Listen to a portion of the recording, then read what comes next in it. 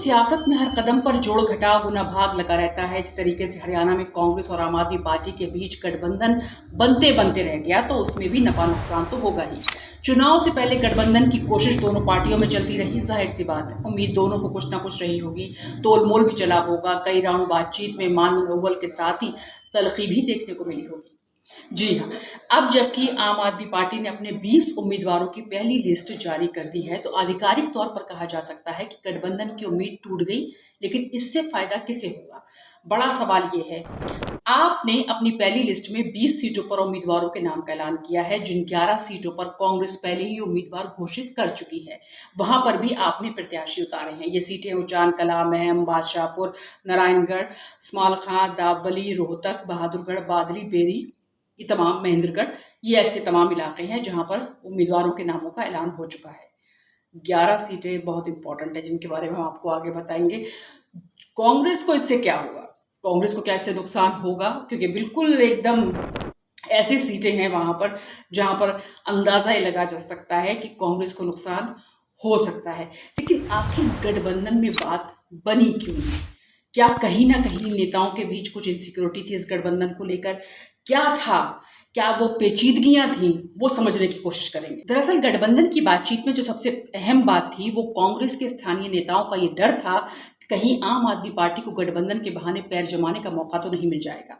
हरियाणा, दिल्ली और पंजाब के बीच की कड़ी है और दिल्ली पंजाब दोनों राज्यों में आम आदमी पार्टी की सत्ता है। सत्ता से बेदखल होने वाली पार्टी इन दोनों राज्यों में कांग्रेस ही रही है। यानी जो वोट बैंक कांग्रेस का माना जाता रहा उसे आम आदमी पार्टी ने हथिया लिया।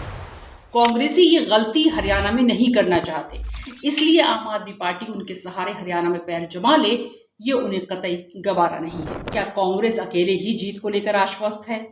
कांग्रेस खेमे में ये बात है कि ग्राउंड पर उनके पक्ष में हवा है।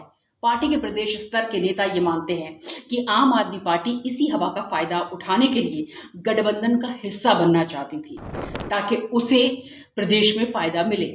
जी हाँ, ये भी सोच एक चल रही थी, लेकिन जितनी संख्या में सीट आम आदमी पार्टी मांग रही थी वो देना कांग्रेस के लिए कहीं ना कहीं मुश्किल था, संभव ही नहीं था बिल्कुल एक तरीके से देखा जाए तो। साथ ही साथ जिन सीटों की फहरिस्त आम आदमी पार्टी की तरफ से आई थी वहां कईयों पर कांग्रेस के अपने ही दावेदार मजबूत थे। ऐसे में खुलेआम बगावत का खतरा भी मंडराने लगता, जो माहौल बिगाड़ सकता था। और ऐसे मौके पर जबकि पार्टी अपनी जीत को लेकर आश्वस्त है, ऐसा करना उसे उचित नहीं लगा।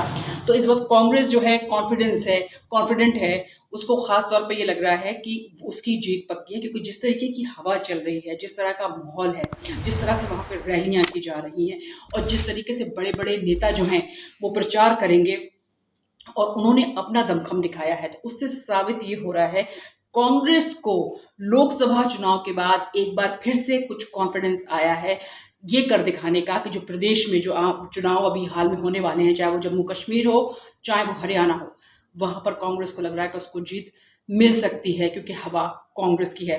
तो ऐसा हम नहीं कह रहे हैं, लेकिन जो रणनीतिकार हैं, जो स्ट्रैटेजीज बनाते हैं, जो अच्छे से राजनीति को समझते हैं, उनका ये मानना है। तो बहरहाल देखना होगा कि इसमें कांग्रेस को नुकसान होता है या आम आदमी पार्टी को। लेकिन अब कुछ चीज़ें खुलती हुई नज़र आ रही हैं कि इसमें फ़ायदा किसका हो सकता है क्योंकि अलायंस तो हर तरीके के होते हैं, प्री अलायंस भी होते हैं, पोस्ट अलायंस भी हो जाते हैं।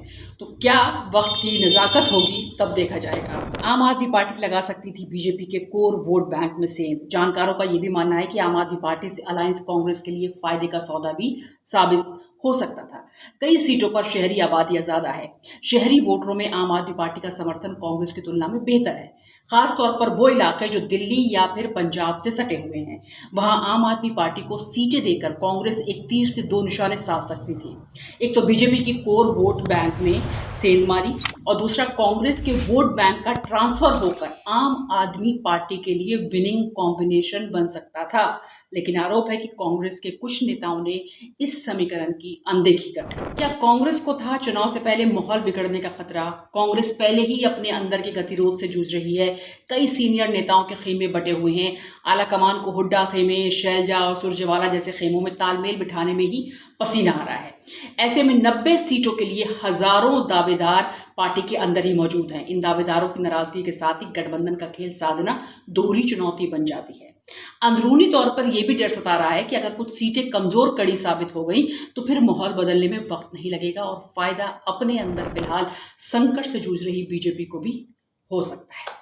तो कुछ ऐसा ही ये पेचीदगियां हैं राजनीति की, जिसे समझने की बहुत कोशिश की जाती रही है हमेशा से कि आखिर ऐन वक्त आते आते, क्योंकि पहले से लग रहा था कि आम आदमी पार्टी और कांग्रेस का तालमेल हो जाएगा, गठबंधन हो जाएगा, जिस तरीके से चर्चाएं चल रही थी और माहौल बन रहा था। ऐन वक्त आते आते ऐसा क्या हुआ कि कांग्रेस और आम आदमी पार्टी अलग हो गए और आम आदमी पार्टी ने अपनी लिस्ट भी जारी कर दी। ये समझने वाली बात है। कांग्रेस और ज़्यादा उलझने नहीं चाहती थी पार्टी के अंदर, और ज़्यादा मुश्किलें नहीं चाहती थी पार्टी के अंदर, इसलिए उसने जल्दबाजी में ही सही लेकिन इस गठबंधन को तोड़ दिया। अब गठबंधन तोड़ने के पीछे कौन है ये कहना बड़ा मुश्किल होगा कि आम आदमी पार्टी एडजस्ट नहीं कर पा रही थी या फिर कांग्रेस, ये समझना होगा। लेकिन कांग्रेस के लिए कौन कौन सी मुश्किलें हो सकती हैं, क्या आम आदमी पार्टी के लिए हो सकता है, ये हमने आपको बता दिया। गठबंधन ना होने से फायदा बीजेपी को होगा या किसी और को, इसी बात पर सबकी नजर होगी कि अगर कांग्रेस और आम आदमी पार्टी साथ आते तो क्या वोटरों को भी साथ लाते या फिर पार्टियों के वोटर कहीं और छिटक सकते थे।